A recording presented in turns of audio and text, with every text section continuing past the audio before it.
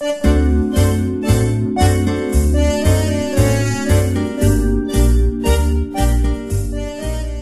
is a tutorial on superdelegates and how they came about. The term superdelegate is an informal name for a pleo.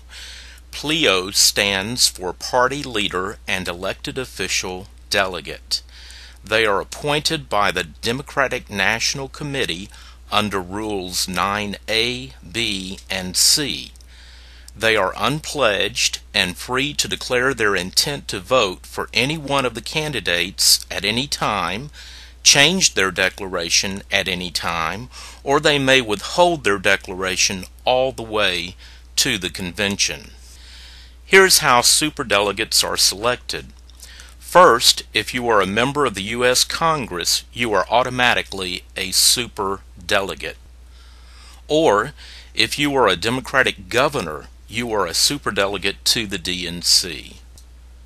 The DNC can also name other Democratic elected officials as superdelegates. Current DNC officials are also superdelegates. Distinguished Party Leaders, or DPLs for short, consist of all former Democratic presidents, former Democratic vice presidents, former Democratic leaders of the U.S. Senate, former Democratic speakers of the U.S. House of Representatives, former Democratic minority leaders, and former heads of the DNC. You can also be appointed by the Democratic National Committee as an unpledged add-on delegate under Rule 9B. There are exceptions.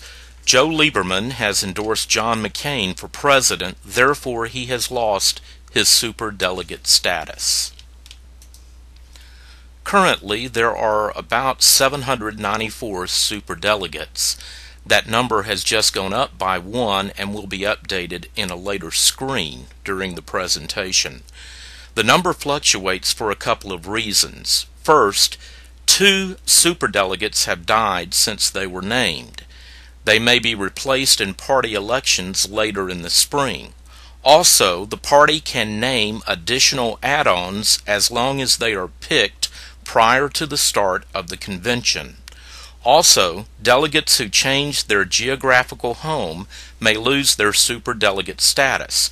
This happened with the former governor of Maine, Kenneth Curtis, who moved from Maine to Florida.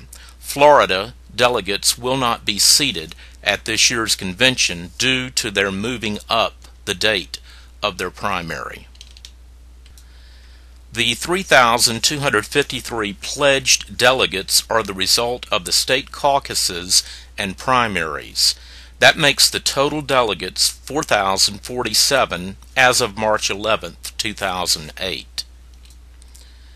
Therefore, the superdelegates are currently 19.6% of the total delegate count. In a close primary race like we find ourselves, the superdelegates will most likely decide the nominee.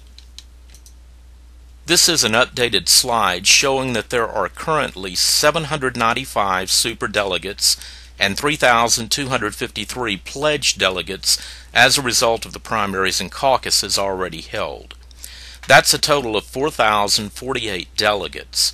A simple majority is required to win the nomination. That would be 2,025 as the numbers now stand. Superdelegates comprise 19.6% of the seated delegates at the convention as the numbers stand currently. The numbers used represent the current DNC rules, which exclude the seating of the delegates from Florida and Michigan. Should that situation change as a result of new elections or rules changes, the numbers above would change accordingly. So, as it stands now, the smaller piece of the pie in green represents the superdelegates. The larger piece of the pie represents the pledged delegates as a result of state primaries and caucuses, or you might say the will of the Democratic voters. Remember the categories or the ways you are named as a superdelegate? Here is the breakdown of the superdelegate population.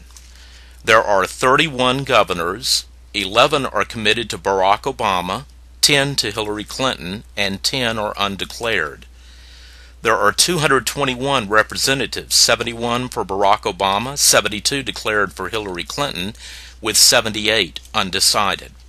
48 senators, 15 for Obama, 13 for Clinton, and 20 undeclared at this point.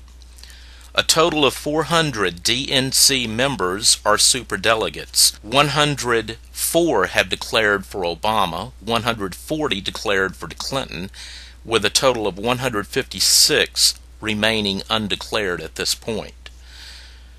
There are 19 distinguished party leaders. Of those, 4 have come out in support of Barack Obama, 10 for Hillary Clinton, and 5 remain undeclared. The 76 add-on superdelegates only have 2 declared. They have both come out in support of Barack Obama. A total of 795, with 339 either uncommitted, unassigned, or undeclared. However, any one of these superdelegates can change their minds at any time and declare for a different candidate. That's crucial, as the number of pledged delegates due to elections and caucuses is going to probably keep the numbers close, making the superdelegates the deciders of the party's nominee. Florida and Michigan delegates will not be seated at the convention due to Democratic National Committee rule, as they went against the DNC by moving their state votes up. Barack Obama, following the DNC Rules Committee, did not even have his name on the ballot in Michigan. The results must therefore be considered null and void by any reasonable measure of fairness.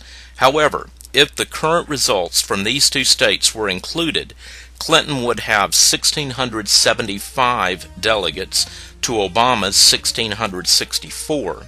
The required majority vote to win the nomination would move to 2209. Under the current rules, which exclude the seating of delegates from Florida or Michigan, Obama leads in delegates by 110, and the required number of delegates to win the nomination is 2025.